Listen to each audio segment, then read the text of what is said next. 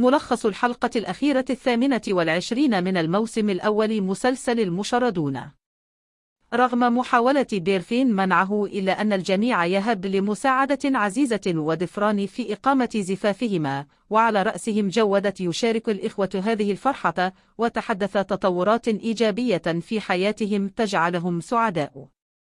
مريم التي ترى أن ظلما قد وقع عليها تشعر بحقد شديد وتسعى للانتقام.